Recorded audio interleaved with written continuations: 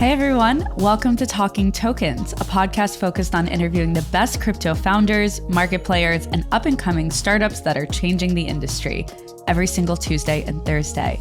I'm Jacquelyn Melinek, your award-nominated host and former senior crypto reporter turned entrepreneur, and I'm excited to be here with you all. Now, let's get into it. Today's guest is Rich Rines, an initial contributor at Core DAO. Core is a Bitcoin-powered EVM-compatible blockchain.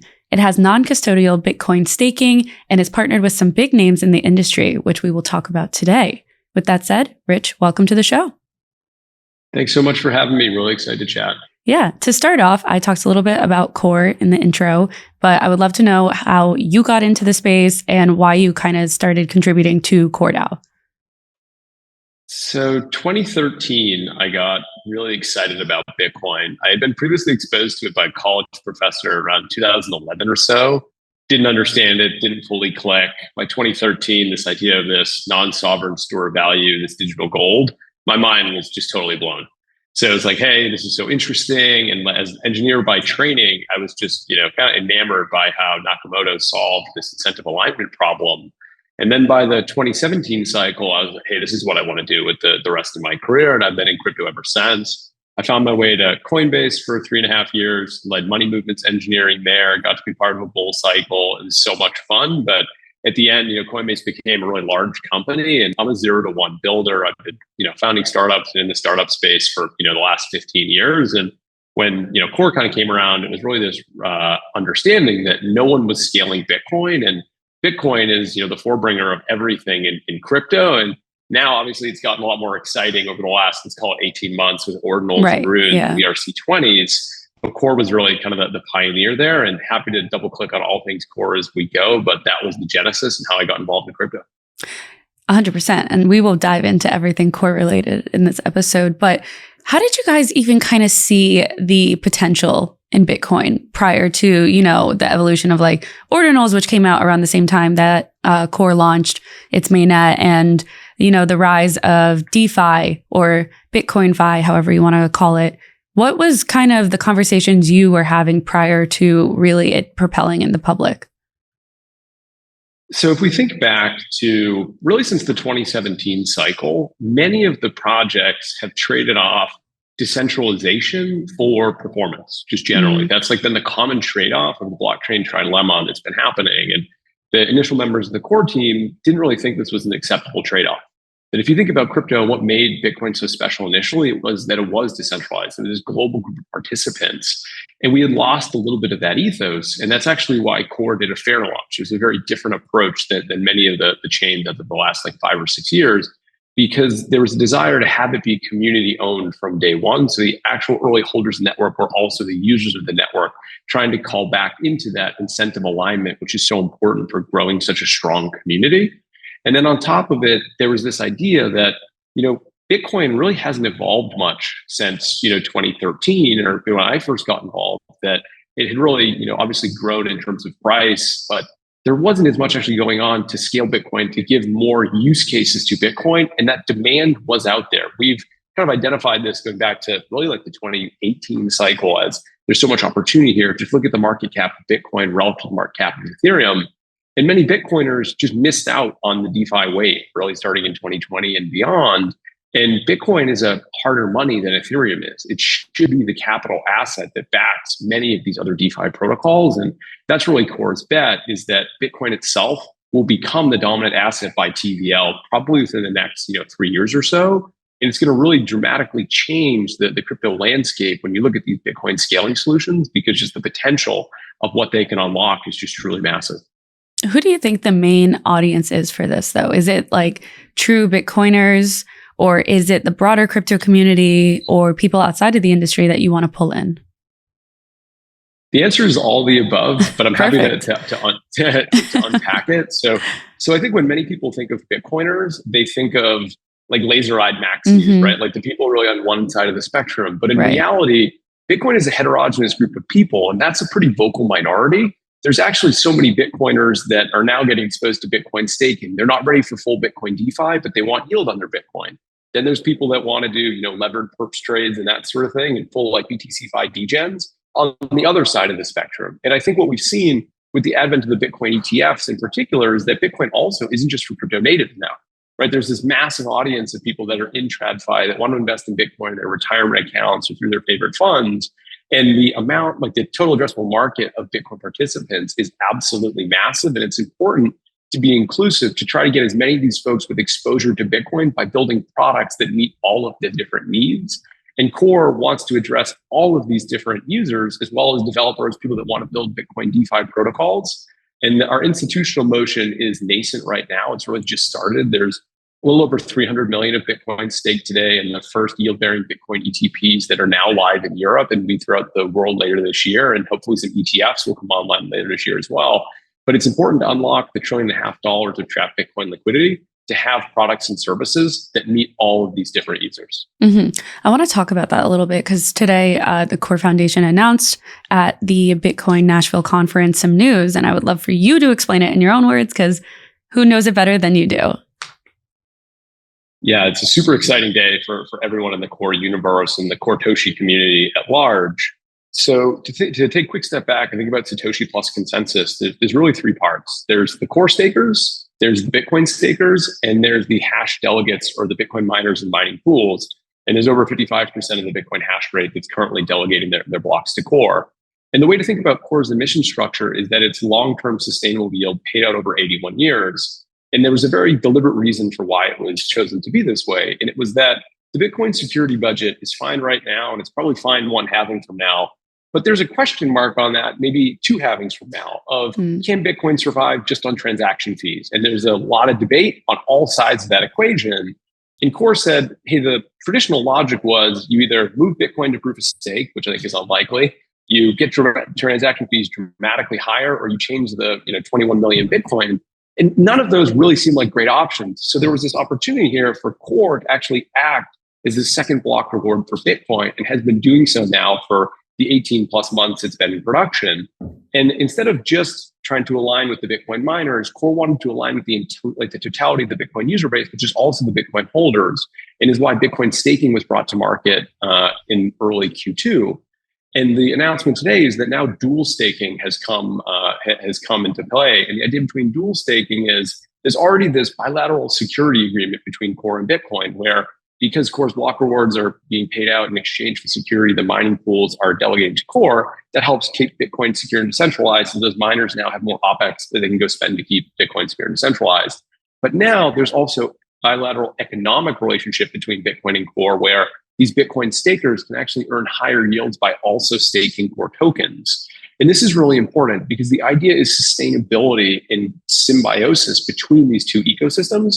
And that's what will keep both of these operating in harmony over the long run, because it's important that Bitcoin has these new options that aren't maybe destroying of the narrative of what Bitcoin has worked so hard to put into place over the last 15 years. So it's a super exciting day for all folks in the Core ecosystem and now the Bitcoin ecosystem as well. What was the state of staking prior to this? What was it like? And then also on the front of the new product, what would the yield look like for this? So Core is the first Bitcoin staking protocol to be in market. And it's important when I explain that Core really created the risk-free rate for Bitcoin. Because the way that Core operates, you just time lock it on the Bitcoin chain to yourself. You're never giving up custody. There's no multi-sigs involved.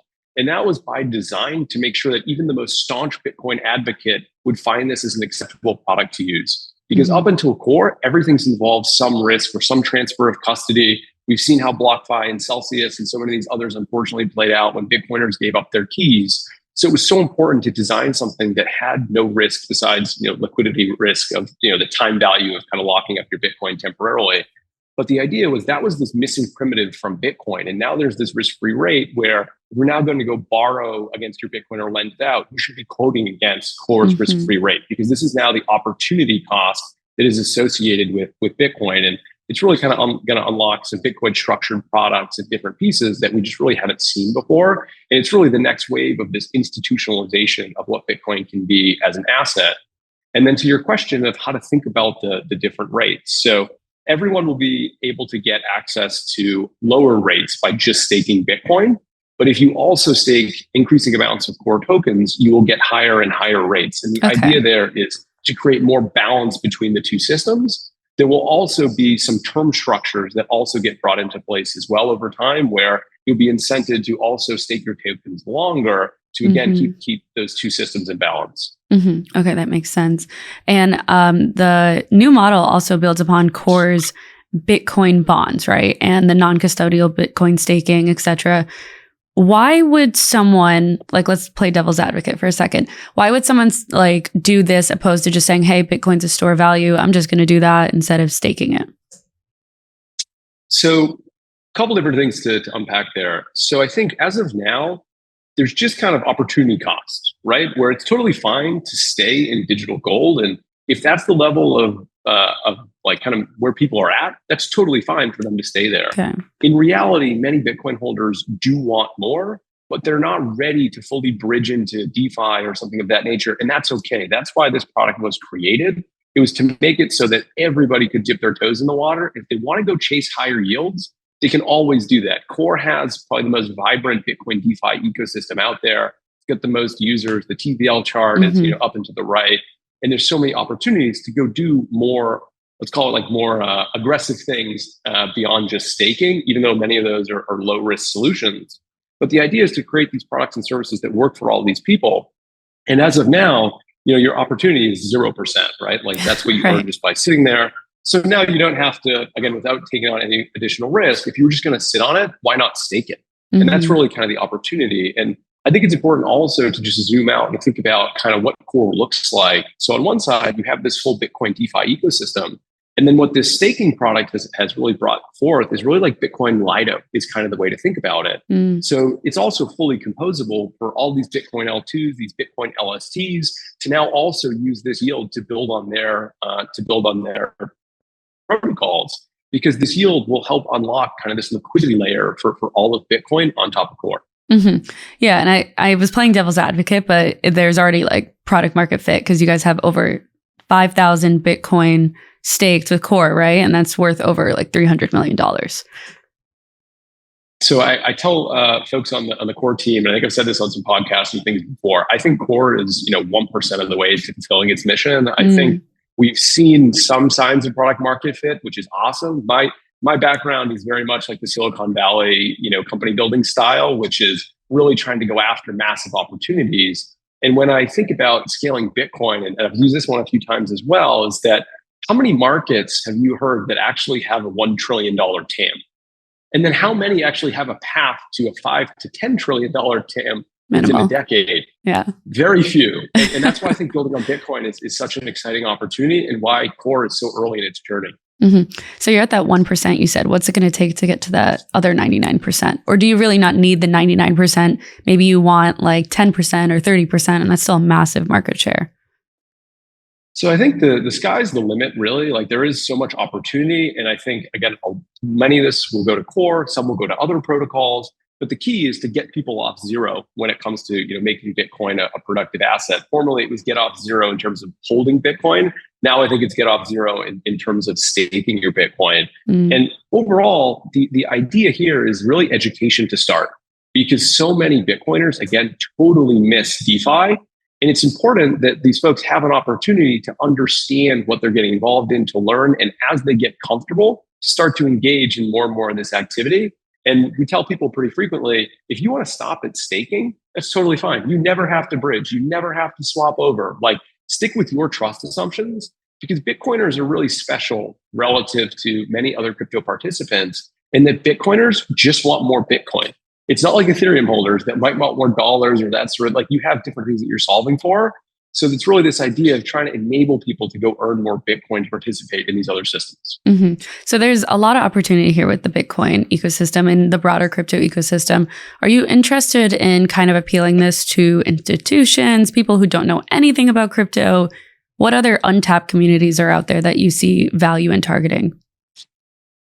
So in my mind, crypto should be in the hands of everyone around the world. And this is a really important thing. Core's other like kind of North Star, if you will, is it wants to be the most used blockchain. And what that means is getting crypto in the hands of so many, and ideally Bitcoin. And that's, obviously that special piece that we have by enabling these faster, cheaper use cases that allow more scalable Bitcoin transactions. But with that, there's really going after all these different groups. And there's so much opportunity in where Bitcoin is today versus where it can be maybe 10, 20 years from now. And that's really the time period of which we're talking about. It's more than just one cycle, right? We need to be thinking much longer term. Bitcoin's already been around for a decade and a half. It's not going anywhere. So it needs these complementary products that have similar long-term time horizons in how they're thinking about going about these solutions. But that's my honest answer, is that it can appeal to so many. Core has a focus right now on trying to unlock the users in terms of more and more use of these DeFi protocols, initial staking folks, all that sort of thing. But there is this big push in towards institutional markets because these institutions have already shown so much demand for Bitcoin. And with this, why wouldn't institutions also benefit from being able to stake their Bitcoin, right? Like it's kind of this natural evolution. And that's also one of the reasons that Core's design for Bitcoin staking was risk-free by design. Because if you're a major issuer for ETF or ECP, you can't have a case where some random validator goes down for like totally benign reasons, and then your users or your constituents' Bitcoin gets slashed. Like you can't have holes in your balance sheet that way, right? So Core was very, very carefully designed its Bitcoin staking product to be very broad-based applicable and meet the highest security standards. Mm-hmm. Where else do you see the dual staking model going in, like, let's say the near term? It's recently launched to 5-10 years down the line. Like, how do you see it kind of evolving? So I think dual staking V1 is, quite groundbreaking, but I think we'll continue to see more and more evolution because it's a new primitive that people can have. And Core, because it's been, one of these more active, DeFi ecosystems, there's already people that are building upon the dual staking pieces to build restaking and to build more pieces on top of it. And I think we'll start to see essentially like risk tranching. And that risk tranching, I think, is very natural. It's an evolution of kind of where all these systems kind of trend towards an increasing amount of complexity over time, base layer, and then secondary layers on top. But I think what we're going to see is with all of these new products and protocols getting built on top of Bitcoin, you're going to see this real interesting wave of Bitcoin structured products that launch. And it can all be Bitcoin native and secured by the Bitcoin chain. And that's something that I get super excited about because I think Bitcoin is this truly special digital asset that we need to continue to figure out ways to utilize so it can reach its full potential. And I think we'll see just amazing things get built on top of it. But the pace of innovation in the Bitcoin side has been truly incredible. Like I remember when Core started out, it was like people were trickling in. Some people were interested in building whatever. Now there's 50 new products that are launching every week. We've seen Bitcoin-backed stables. We've seen all these yield birds, LSTs, LRTs. I mean, you name it. But I think the Bitcoin DeFi ecosystem, let's call it a year from now, is going to be incredibly vibrant. 3 years from now, I think it's bigger than Ethereum DeFi. That's a good take. I'm excited to see how that goes. And maybe in 3 years, we could talk more about that, like the evolution of it. That was actually one of the questions I had is like, I feel like there has been a shift within the Bitcoin DeFi space, right? Or just Bitcoin adjacent products in general. Like when I look back a couple years or even like 18 months ago, there really wasn't much out there. There was like experimentation. There were a few things popping up. What do you think are like some of the misconceptions that still exist today on that front? Because I feel like we've moved the needle, but there are still some impediments. Are you tired of clunky onboarding processes killing your dApp's user growth? Let me introduce you to Passkeys Wallet, enabling one-click Web3 onboarding. Built by Exodus and backed by 9 years of wallet expertise, Passkeys integrates seamlessly into your platform with just a few lines of code and can reduce churn and empower new users to start transacting without leaving your platform.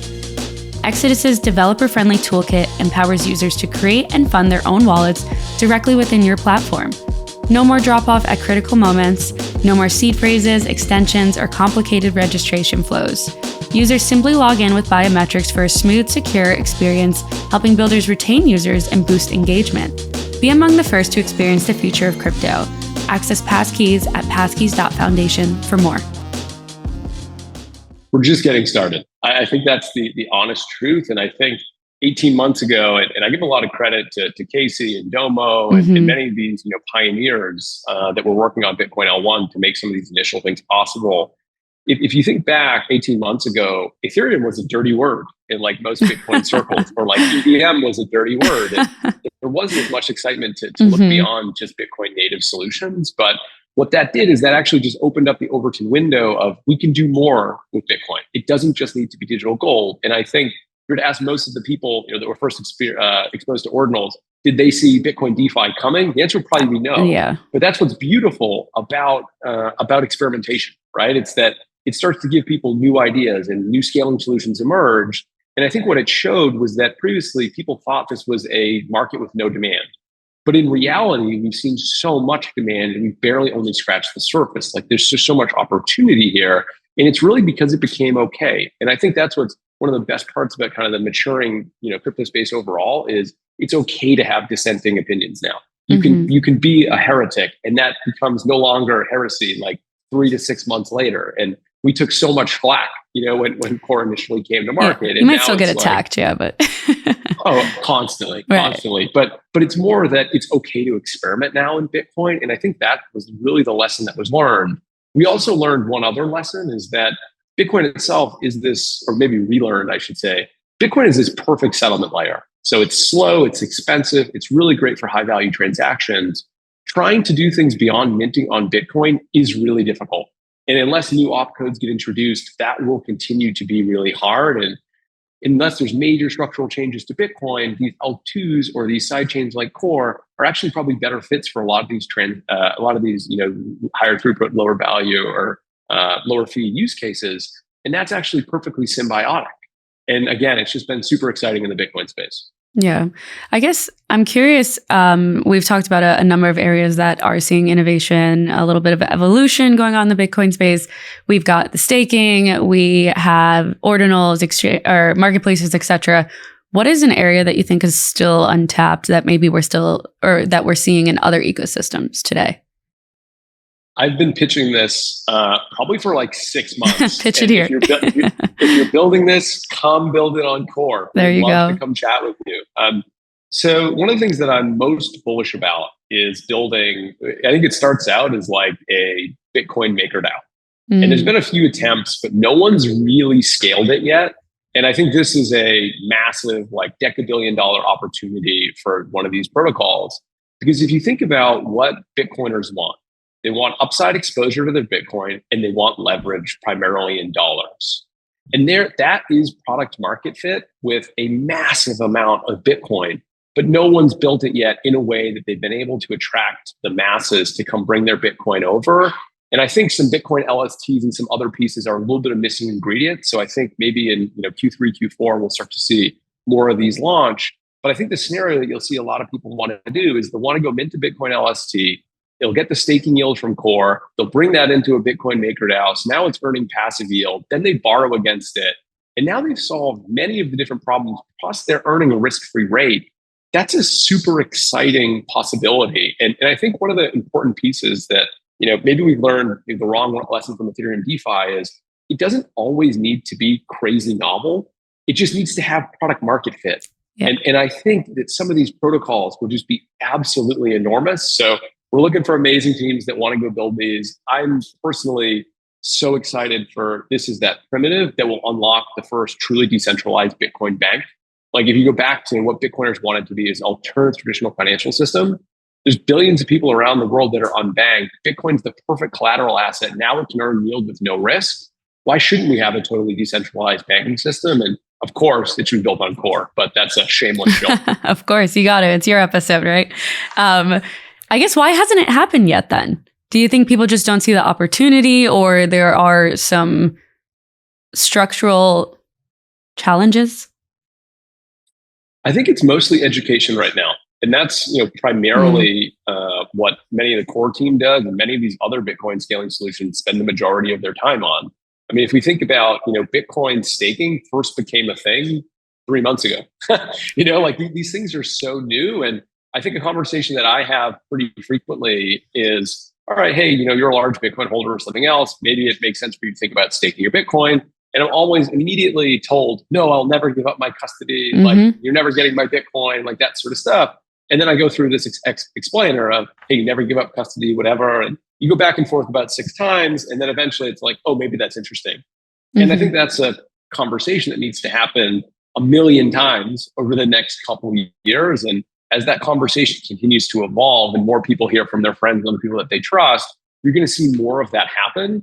So it's a little bit of getting the product in place now, making it really good, really friendly, amazing UX, so that when the floodgates open, you're in prime position to go absorb that capital. Yeah, no, 100%. I agree with you on that. Core is also EVM compatible, right?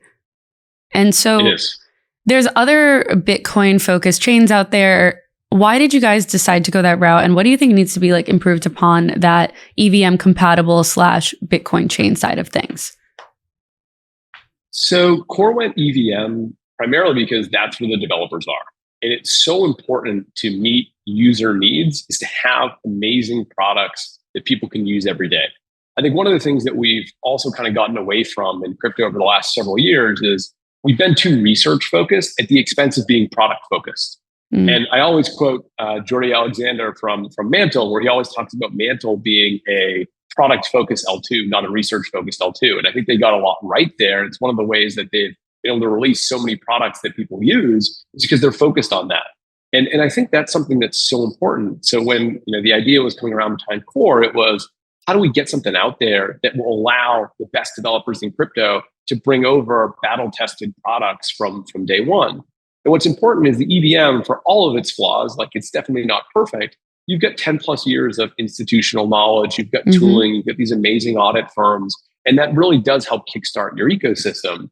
And I think if I look at some of these EVM ecosystems now that are looking at things like parallel EVM, so if you look at like a Monad or you look at Say, some of these developments, I'm sure will come back to Core as other folks, help kind of bring them to market for the first time.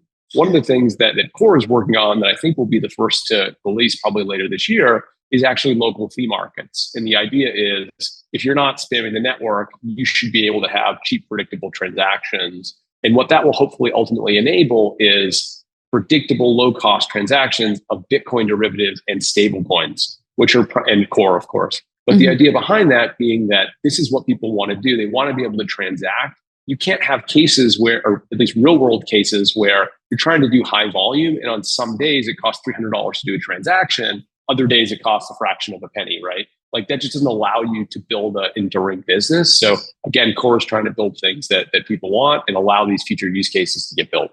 Yeah, no, that makes a lot of sense. And on the front of transactions, that's like something that retail users deal with as well. Like if you want to go transact on chain and suddenly it's 50 to thousands of dollars, that's a big difference in price. And it really makes you question like whether or not you want to go through and like actually transact. Some people still do, but. Totally. And especially if you're like, and this is again kind of the genesis behind Core, think about Bitcoin where it like routinely is now over $10 to like make a transaction. You've priced out the vast majority of the world. So it's like for many of these people to be able to transact, it needs to, by definition, happen on a scaling solution like Core. Yeah, $10 seems nominal to like whales, but even for me, like I don't want to spend $10 to transact. Like I'm nowhere near that category. Exactly. All right, Rich. A few more questions for you. We've talked a lot about Core, and I'd love to hear from you. Where do you see it kind of going in the near term versus long term? It's still in its very early days, right? So how would you describe it today? And then where do you really want it to be and become, let's say in the next 5 to 10 years, like we've been comparing other things in this conversation? Today, I think Core has done a pretty good job in its first 18 months of getting out many of the kind of like building blocks or table stakes kind of features for helping to scale Bitcoin. But I think there's still so much left to be done because, again, there's early signs of product market fit there. But in reality, there's billions and billions of dollars that can come into systems like Core over time. And the next phase for Core is really about adoption and trying to ensure that more and more of these pieces get built on top of Core and that Core can scale to meet these needs. I think, and again, if we go back to like kind of some of the Silicon Valley lessons, you can get way over your skis before you actually get enough users, like a critical mass on your product. And that's one of the focuses right now. It's not to stop building new things. Our roadmap is absolutely stacked, but it's also not to forget about what you've already built. And that's one of the things that we've seen in crypto is that you just kind of release stuff, you do the press release, and then it's kind of forgotten. Like people don't talk about it again. Versus, in kind of classic Web 2, you do a retro, you try to figure out why things didn't work, you learn, and then you kind of build something better and kind of rinse and repeat.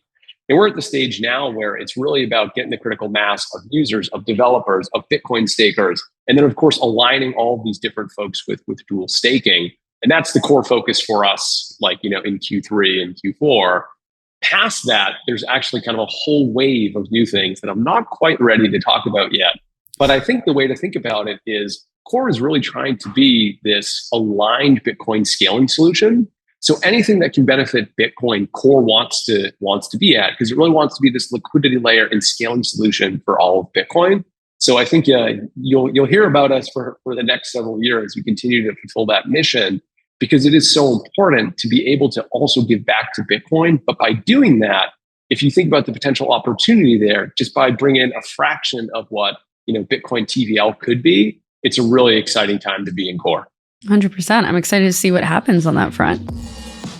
This podcast is sponsored by Galaxy. If you're immersed in the world of Web3, Galaxy is a name you need to know. As a decentralized super app with an impressive 21 million users boasting over 100 million monthly transactions, Galaxy is elevating its impact with Gravity, the magnet chain for Web3. Gravity is designed for full chain abstraction, zero knowledge proof-based privacy, and rapid transaction speeds, all coming together to offer an unparalleled user experience.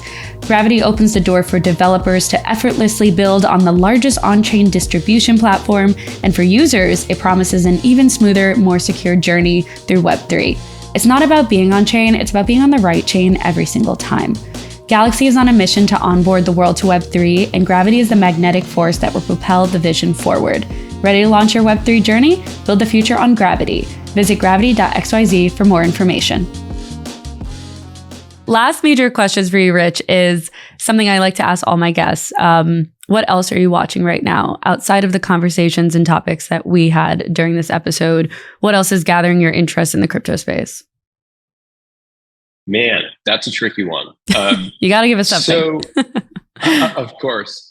So people kind of ask me pretty regularly, what my job is. And my job is to just try to absorb and osmosis everything happening in crypto, to try to come up with new cool things that, Core and the DAO itself might want to do over the next 6 to 12 months.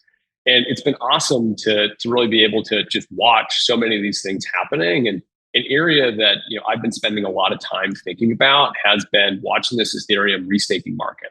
And I think restaking of Bitcoin could make a lot of sense if it's implemented correctly. And I've watched so much of what's happened there. It's been amazing to watch the peaks, the troughs. And I think in some ways, I don't necessarily ascribe to this viewpoint, but I do think when people talk about Ethereum being a test net for Bitcoin, or Bitcoin scaling solutions, if you will, it's been amazing to kind of go to school on that. And that's one area that I take a lot of inspiration. Another area that I take a lot of inspiration from are my friends at Base, and how they've been able to onboard so many amazing projects. They're constantly trying to push the Ethereum gas limit for the gas limit of Base, and then looking into kind of how they've been able to onboard users, because they've shown everyone that there's this vertical integration strategy, and that this vertical strategy actually might wind up being one of the winners. And if you look at them compared to Binance Smart Chain, they took very different approaches to market. But now they're kind of coalescing on the same strategy. And that vertical strategy is something that's been very near and dear to the Core story as well. And I've taken a lot of inspiration from it. Finally, the Solana ecosystem is an area that I spend a fair amount of time researching, because they are the retail chain, and they've been able to attract so much mainstream attention. I have many friends that have pinged me because they know I'm in crypto, and they're like, I need this Phantom thing. And I'm like, Phantom wallet? And they have no idea it's Solana. This doesn't even resonate, but it's been amazing to watch how they've been able to cross over. And I think they don't get enough credit for so many of the innovations that they've brought, like Core's local flea markets implementation, largely inspired by what Solana's done. And I think we'll continue to learn from these other ecosystems. But I have a lot of fun, just spending time on crypto Twitter, and then also reading research papers. Yeah, no, 100%. I think those are all valid points, and those are areas that we're following as well. We're actually going to have Jesse Pollock on the show later this month. So, nice. Well, we'll make that a segue into the next one. Rich, last major question. Can you leave us with a piece of advice, maybe something you've carried with you throughout your time in this space?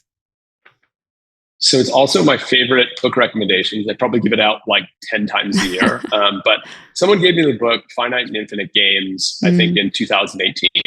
And it changed my entire philosophy when it comes to doing business, when it comes to personal relationships. And I think it applies to crypto more than anything else, where so many folks view crypto as zero sum. I view crypto as positive sum. And it's important to try to get into deals and to work with people who share that same view, because when everything is all zero sum, it's no longer an iterated game, right? It's a finite game.